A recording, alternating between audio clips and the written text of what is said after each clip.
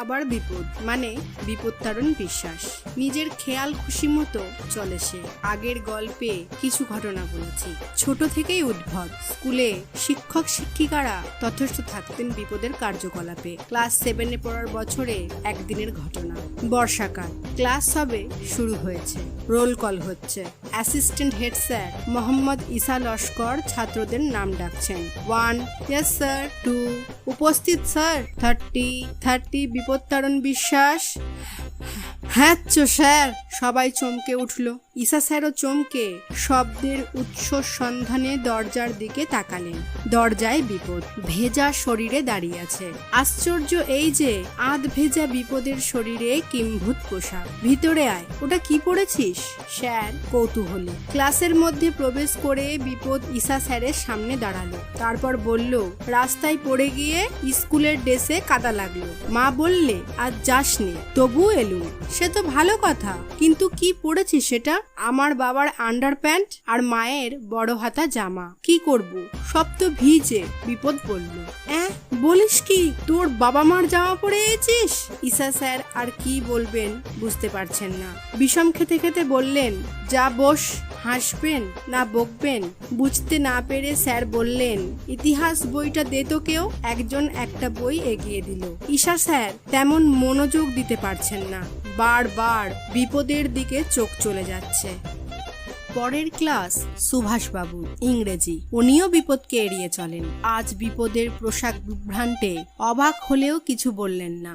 গত বছর জিও ডু হলে জিও গু নয় কেন সেটা বিপদকে বোঝাতে পারেননি। হাঁটুর ইংরেজি উচ্চারণে কেনি শুনেও চুপ থাকেন তিনি। এইসব উদ্ভট ছেলেকে যত কম ঘাটানো যায় ততই মঙ্গল। ইংরেজি বই বের করে বললেন, আজ গ্রামার হবে। কাল তোদের বর্তমান আর অতীত কাল শিখিয়েছি, আজ ভবিষ্যৎকাল শেখাবো। চক আর ডাস্টার নিয়ে ব্ল্যাকবোর্ডে লিখলেন ফিউচার টেন্স। তারপর বললেন, বলতো এটা কি লিখেছি? বিপদ উঠে দাঁড়িয়ে বলল, ফুটোটিন। কি বললি? ফুটোটিন। সুভাষবাবু বুঝলেন আজ কপালে ভোগান্তি আছে। বললেন, চুপ কর গাধা, এটা স্যার অন্যায়। কাল হেড স্যার বললেন উল্লুক, সেকেন্ড স্যার বললেন গাধা, আপনি বললেন বলো, কেউ বলে ছাগল। আমি আসলে কি?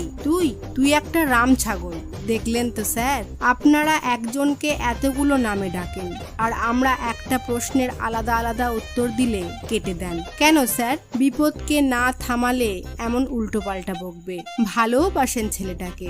সুভাষবাবু বললেন, থাম, আমায় ক্লাস নিতে দে। ঠিক আছে স্যার। কথাটা বলেই আবার বিপদ বলল, কিন্তু স্যার রাম ছাগল হলো কিভাবে? ছাগলকে রাম কেন বলেন? ওরে বাবারে, তুই থাম বাপ, তুই শুধু ছাগল না, তুই বিপত্তারণ।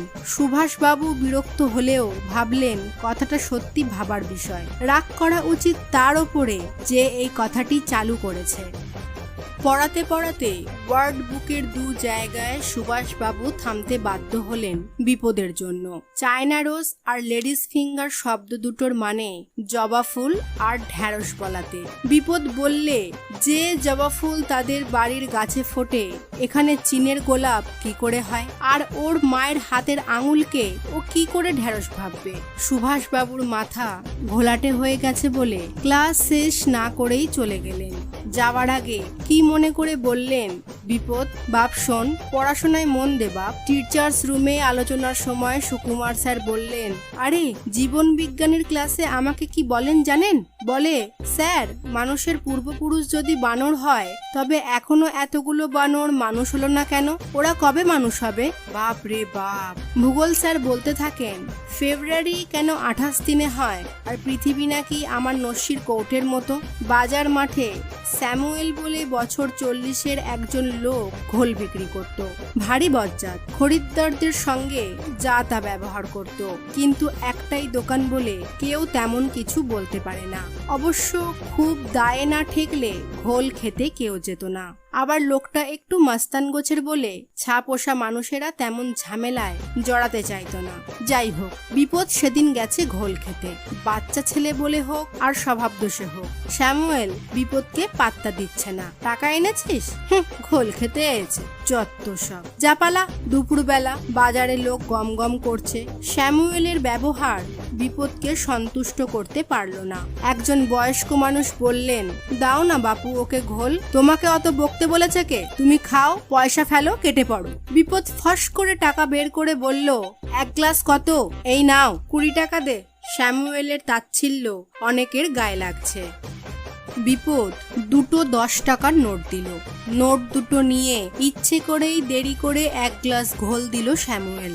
বিপদ ঘোলটা এক চুমুক খেয়ে বলল, ও কাকা একটু চিনি দাও না, একদম মিষ্টি হয়নি গো। কিন্তু কে শোনে কার কথা? বারবার বলা সত্ত্বেও ঘোলওয়ালা বিপদের কথা শুনল না। বিপদ আর কি করে, বাকি ঘোলটুকু খেয়ে নিল। বিপদের খাওয়া হয়ে গেলে স্যামুয়েল মজা করে বলল, কিরে চিনি লাগবে?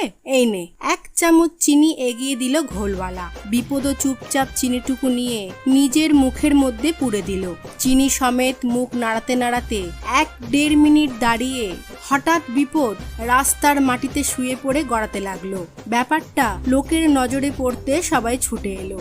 বিপদ তখনও গড়াচ্ছে, কিন্তু কোনো কথা বলছে না। কে একজন বলল, ঘোল খাচ্ছিল দেখলাম, কি হলো?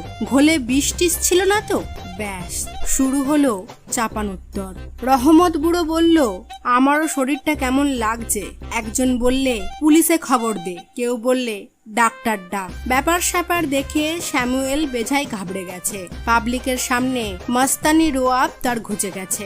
সে লাফ দিয়ে উঠে ঘোল শুদ্ধ কলসি সব উপুর করে ফেলে দিল। তারপর চোঁ চোঁ দৌড় দোকান ফেলে। পুলিশকে ভয় পায় না এমন মানুষ খুব কম আছে।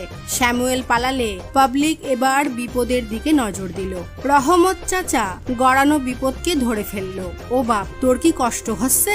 বিপদ উঠে দাঁড়িয়ে বলল, আমার কেন কষ্ট হবে চাচা? আমি তো চিনিটাকে ঘোলের সঙ্গে ভালো করে মিশিয়ে নিচ্ছিলুম। আগে শুধু ঘোল, পরে চিনি। না মেশালে ঘোলের স্বাদ হবে কেমনে? অবাক জনতাকে হতবিহল করে বিপদ বেশ নিশ্চিন্তে চলে গেছিল। শোনা গেছিল যে তারপর থেকে স্যামুয়েল ঘোল বিক্রি করতো না। শুধু তাই নয়, তার মস্তানি বন্ধ হয়ে গেছিল। বিপদ খেলাধুলায় খুব ভালো ছিল। সেখানেও তাকে সমূহ করেই চলতো সবাই। কিছুটা ভয়, কিছুটা আতঙ্ক। সেই ঘটনা অন্য আরেক সময় বলবো।